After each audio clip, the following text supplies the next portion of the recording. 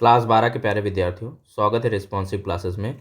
आज के टॉपिक में हम भौतिक विज्ञान के बहुत ही महत्वपूर्ण बहुविकल्पीय प्रश्न ले रहे हैं जो आपकी बोर्ड परीक्षा में आएंगे। और ये प्रश्न डायरेक्ट एज इट इज़ आपकी परीक्षा में पूछे जाएंगे। पूरा वीडियो आप लोग देखेंगे क्योंकि पूरा ही मैं प्रश्न का उत्तर आपको एक्सप्लेन करने वाला हूँ कि कौन सा एमसीक्यूज़ कैसे सही हो रहा है, कारण के साथ मैं एक्सप्लेन करूँगा। तो चलिए स्टार्ट करते हैं। पहला प्रश्न हमारा ये है बच्चों कि पीएन संधि डायोड की अवक्षय परत में होते हैं। तो आपने पढ़ा होगा अर्धचालक वाला चैप्टर, पीएन जंक्शन डायोड वाला। उसमें पूछ रहा है अवक्षय परत हम किसको बोलते हैं? डिप्लेशन लेयर को बोलते हैं। किसको बोलते हैं बच्चों? डिप्लेशन लेयर को बोलते हैं। अब पूछ रहा है कि पीएन संधि डायोड जो है उसमें डिप्लेशन लेयर में होते हैं। डिप्लेशन लेयर में क्या होते हैं, यानी अवक्षय परत में क्या होते हैं? क्या केवल इलेक्ट्रॉन होते हैं, केवल कोटर होते हैं? इलेक्ट्रॉन तथा कोटर दोनों होते हैं, ना इलेक्ट्रॉन होते हैं ना कोटर होते हैं। तो जब हमने पी डायोड और एन डायोड का क्या कराया था, पी डायोड और एन डायोड को मिलाया, पी टाइप अर्धचालक और एन टाइप अर्धचालक को जो हमने मिला करके क्या बनाया, पीएन डायोड बनाया, पीएन संधि बनाई थी। तो उसके बीच में जहाँ जंक्शन था, यानी जहाँ पे संधि थी, तो संधि में क्या हुआ था, संधि में जो इलेक्ट्रॉन होते थे वो एक दूसरे को मिल करके एक दूसरे को उदासीन कर देते थे, यानी कि एक दूसरे से मिलकर वे उदासीन हो जाते हैं। ठीक है। और इस परत में केवल क्या होते हैं, फिक्स्ड आयंस होते हैं, यानी संधि में क्या होते हैं, कोई गतिशील वाहक नहीं होते हैं, यानी कि इलेक्ट्रॉन या कोटर नहीं पाए जाते हैं। समझ में आया? तो पीएन संधि डायोड की अवक्षय परत में यानी डिप्लेशन लेयर में ना ही इलेक्ट्रॉन होते हैं और ना ही कोटर होते हैं। चौथा ऑप्शन आपका सही हो जाएगा। प्रश्न संख्या हम खा वाला देखेंगे। इसमें है कि प्रिज्म से गुजरने पर निम्नलिखित में से किस रंग के प्रकाश का विचलन अधिकतम होता है? किस रंग के प्रकाश का विचलन सबसे अधिकतम होता है? तो जब भी प्रिज्म में बच्चों श्वेत प्रकाश पास होती है, गुजरती है ऐसे, ठीक है, श्वेत प्रकाश ऐसे गुजरती है, तो क्या होगा यहाँ पे हो जाएगा विवग्योर पैटर्न बनेगा, है ना। ये जो यहाँ निकलेगा, ये पैटर्न यहाँ मैं आपको लिख रहा हूँ, इसका पैटर्न क्या होगा, VIBGYOR। इसको ऐसे ही याद करना है। यानी जो सबसे वायलेट वाला कलर होगा, वायलेट मतलब बैगनी रंग का विचलन सबसे ज़्यादा होगा, फिर वायलेट का होगा, फिर ब्लू का होगा, फिर ग्रीन का होगा, फिर येलो का होगा, और फिर ऑरेंज का होगा, और फिर रेड का, यानी रेड कलर जो होगी, लाल रंग का विचलन सबसे कम होगा। अब प्रश्न इसमें यही पूछा है बच्चों कि प्रिज्म से गुजरने पर निम्नलिखित में से किस रंग के प्रकाश का विचलन अधिकतम होगा? तो बैगनी रंग का विचलन सबसे ज़्यादा होगा। बैगनी रंग का विचलन सबसे ज़्यादा होगा। कारण क्या होगा कि किसी माध्यम में बैगनी रंग का अपवर्तनांक सबसे अधिक होता है, इसलिए उसका विचलन सबसे ज़्यादा होगा, है ना। और लाल रंग का विचलन सबसे कम होगा। ठीक है, आपको मैंने बता दिया। अब चलिए गा वाला प्रश्न देखते हैं। किस बिंदु पर विद्युत क्षेत्र की तीव्रता निम्न में से R0 के अनुक्रमानुपाती होता है? ठीक है, किस बिंदु पर? तो यहाँ पे देखिए कुछ दिए रखा है, विद्युत आवेश में, विद्युत द्विध्रुव में, आवेश की अनंत समतल चादर पर, या फिर रेखीय आवेशित तार पर। तो वैद्युत क्षेत्र की जो तीव्रता होती है वो वैद्युत द्विध्रुव जो होता है, वैद्युत द्विध्रुव यानी डायपोल में कई चीज़ों पर डिपेंड करती है कि डायपोल में हम वैद्युत क्षेत्र कहाँ पे निकाल रहे हैं।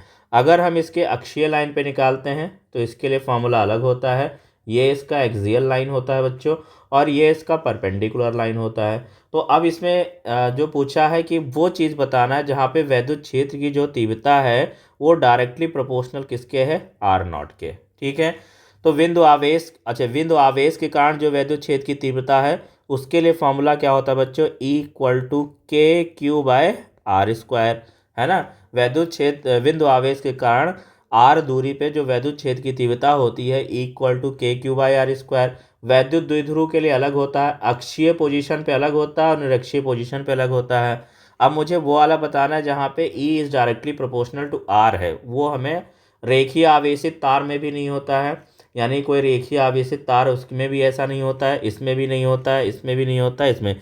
तो आपको बच गया तीसरा वाला, आवेश की अनंत समतल चादर, यही इसका उत्तर होगा। क्योंकि उसके लिए फॉर्मूला क्या होता है, जब आपके पास एक अनंत समतल चादर है, ऐसे मान लो मैंने एक अनंत समतल चादर ले लिया और इस पर अगर मैंने कोई चार्जेस डाले हैं, ठीक है, आवेशित कर दिया इसको मैंने, आवेशित कर दिया है, पॉजिटिव नेगेटिव कुछ भी चार्ज डाला है, तो इसके अराउंड जो इलेक्ट्रिक फील्ड के लिए फॉर्मूला आता है बच्चों, वो कितना आता है, सिग्मा बाई 2 एप्सिलॉन नॉट आता है, सिग्मा बाई 2 एप्सिलॉन नॉट आता है।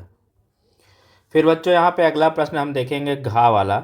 घा वाला क्या है, एक प्रत्यावर्ती परपथ में आर जो बराबर दे रखा है, इसको मैं थोड़ा रफ कर देता हूँ तब समझ में आएगा। घा वाला जो प्रश्न है, घा वाला प्रश्न ये है कि एक प्रत्यावर्ती परपथ में आर यानी रेजिस्टेंस का मान 100 ओम है, एक्सएल 30 ओम है और एक्सी, ठीक है आपका, तो सॉरी एक्सएल 300 है और एक्सी भी 300 ओम है, श्रेणी क्रम में जुड़े हुए, आरोपित विद्युत वाहक बल तथा प्रवाहित धारा में कलांतर बताना है।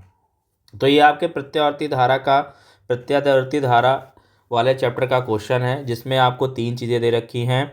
आर का मान दे रखा है, यहाँ पे देख पाइए बच्चों क्या दे रखा है, आर का मान दे रखा है, आर का मान दे रखा है, एक्सएल की वैल्यू दे रखी है, एक्सी की वैल्यू दे रखी है, ठीक है, और ये तीनों श्रेणी क्रम में जुड़े हुए हैं।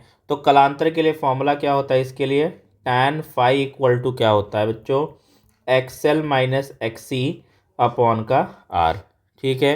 तो एक्सएल माइनस एक्सी की वैल्यू कितनी है, यहाँ पे 0 है, एक्सएल माइनस एक्सी की वैल्यू कितनी है, क्योंकि एक्सएल और एक्सी दोनों बराबर हैं, then tan phi equal to कितना हो जाएगा, tan phi equal to 0, XL minus XC क्या हो जाएगा 0, और 0 बटा कितना हो जाएगा 100, यानी कि 0 हो गया बच्चा। यानी tan फाई की वैल्यू कितनी आ गई है, tan फाई की वैल्यू आई है tan फाई इक्वल टू 0, और tan फाई 0 कब होता है, tan फाई 0 कब होता है, जब tan 0 होता है। तो tan 0 बराबर tan फाई, तो फाई बराबर कितना आ गया बच्चों 0, फाई बराबर कितना आ गया 0। तो आरोपित विद्युत वाहक बल तथा प्रवाहित धारा में कलांतर कितना है, 0 डिग्री है। ऑप्शन नंबर आपका पहला सही हो जाएगा। चलिए बढ़ते हैं अगले प्रश्न पे। अगला प्रश्न है जो आपके प्री बोर्ड एग्ज़ाम में भी आया था बच्चों, यहाँ पे आपका ये वाला प्रश्न कहाँ आया था, प्री बोर्ड एग्ज़ाम में भी आया था। देखिए ये आपका प्रश्न इसी सेट से फंसा है। x1 तथा x2 क्रमशः वोल्ट मीटर तथा मिली वोल्ट मीटर के प्रतिरोध हैं, तो आप बताइए इनमें से कौन सा सही होगा। पहला है x1 is less than x2, x1 is greater than x2, x1 equal to x2, इनमें से कोई नहीं, ठीक है।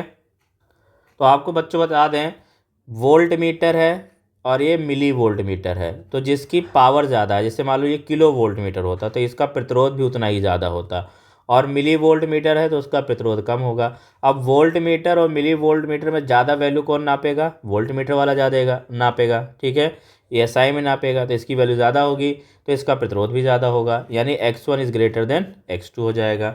विद्युत चुंबकीय तरंगों की प्रकृति कैसी होती है, तो आपको बता दूं जो विद्युत चुंबकीय तरंगे होती है वो ट्रांसवर्स नेचर की होती है, यानी अनुप्रस्थ तरंगे कहा जाता है। किस नेचर की होती है बच्चों, ये ट्रांसवर्स नेचर की होती हैं। किस नेचर की होती हैं, ट्रांसवर्स नेचर की होती हैं। अब आपको कमेंट में बताना है बच्चों, ध्वनि तरंगे किस नेचर की होती हैं, ध्वनि तरंगे किस नेचर की होती हैं, यानी किस प्रकृति की होती हैं, किस प्रकृति की होती हैं, ये कमेंट करके आप बताएंगे कि ध्वनि तरंगे किस प्रकृति की होती है, ठीक है। तो ये आपके मैंने मोस्ट इंपॉर्टेंट एमसीक्यूज़ कराए हैं जो आपके बोर्ड परीक्षा में डायरेक्ट पूछे जा सकते हैं, कारण के साथ मैंने एक्सप्लेन कर लिया। और सभी लोग वीडियो को लाइक कर दें और चैनल को सब्सक्राइब कर लें ऐसे ही वीडियो देखने के लिए।